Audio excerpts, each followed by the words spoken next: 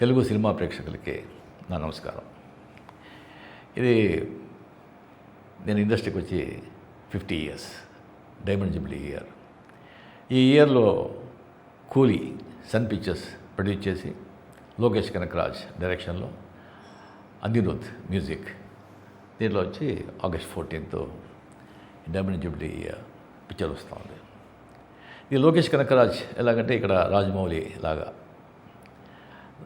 రాజమౌళి గారు తీసిన పిక్చర్ అన్నీ హిట్, అలాగా లోకేష్ కనకరాజ్ పిక్చర్ తీసిన అన్నీ సూపర్ హిట్. ఆ కాంబినేషన్లో నేను వచ్చి ఈ పిక్చర్లో చేస్తున్నాను. దీంట్లో ఇంకొకటి గొప్ప విషయం ఏంటంటే ఈ స్టార్ కాస్టింగ్. సత్యరాజ్, చాలా ఏళ్ళ తర్వాత సత్యరాజ్తో నేను వచ్చి మళ్ళీ పనిచేస్తున్నాను. దాని శృతి హాసన్ వాళ్ళతో, దాని తర్వాత ఉపేంద్ర, కన్నడ సూపర్ స్టార్, ఎలాంటి ఆర్టిస్ట్ అని మీకు తెలుసు. ఆయన కూడా దీంట్లో వచ్చి ఒక క్యామియో చేస్తున్నారు. దాని తర్వాత షౌబిన్ అని ఒక దయాళ్ అని ఒక విలన్ క్యారెక్టర్ అయింది. ఇంకోటి దోహా అని Aamir Khan first time south Indian ఫిలిమ్స్లో స్పెషల్ అపీరెన్స్, ఆయన కెరియర్లోనే ఒక స్పెషల్ అపీరెన్స్ చేస్తున్నది ఇదే ఫస్ట్ టైం అమీర్ ఖాన్. దాని తర్వాత ఇంకా చాలా పెద్ద అట్రాక్షన్ ఏంటంటే కింగ్ మన నాగార్జున గారు దీంట్లో యాంటీ క్యారెక్టర్ విలన్గా చేస్తున్నారు. ఆ సబ్జెక్ట్ విని వెంటనే నేను వచ్చి ఆ క్యారెక్టర్ సైమన్, అది నేనే చేయాలని ఆశ. అంత ఒక నాకు ఎప్పుడూ విలన్ చేయాలంటే చాలా ఇష్టం. విలన్ కదా బేసిక్గా. ఆ క్యారెక్టర్ ఎవరు చేస్తారంటే అది చాలా స్టైలిష్గా ఉండాలి అండ్ ఫెంటాస్టిక్ క్యారెక్టర్. అది కరెక్ట్గా డైరెక్టర్ గారు వచ్చి ఒక 6 months ఆ క్యారెక్టర్ని ఎవరిని కావాలని చెప్పి, దాని తర్వాత నాతో సార్ ఒకరితో మాట్లాడుతున్నారు. 6 times వచ్చి మీటింగ్ అయిపోయింది, సిట్టింగ్ అయిపోయింది, ఎలాగైనా ఆయన వచ్చి తీసుకొచ్చేస్తాను అని చెప్పారు. నాకు ఎవరు అని. దాని తర్వాత ఉండే సార్ గుడ్ న్యూస్, ఏంటి సైమన్ క్యారెక్టర్కి యాక్టర్ దొరికారు. ఎవరు? నాగార్జున. నాకు షాక్. నాగార్జున గారు, మన కింగ్ నాగార్జున ఒప్పుకున్నారా? అవును సార్. నాకు వచ్చి డెఫినెట్గా డబ్ ఇచ్చి ఆయన వచ్చి యాక్టింగ్ చేస్తారని నేను లేదు. కోట్యాధీశ్వరుడు, డబ్బు కోసం ఆయన యాక్ట్ చేయడు, ఎందుకు అవసరమే లేదు. ఆయనకే అనిపిస్తుంటుంది.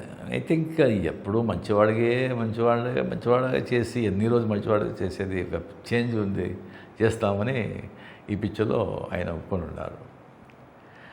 చాలా 33 years అయింది అనుకుంటాను ఆయనతో నేను పిక్చర్ చేశాను నేను. దాని తర్వాత ఈ పిక్చర్లో ఆయనతో నాగార్జున గారితో పనిచేసేది. అప్పుడు ఎలా చూశాను, దానికంటే ఇంకా యంగ్గా ఉన్నారు.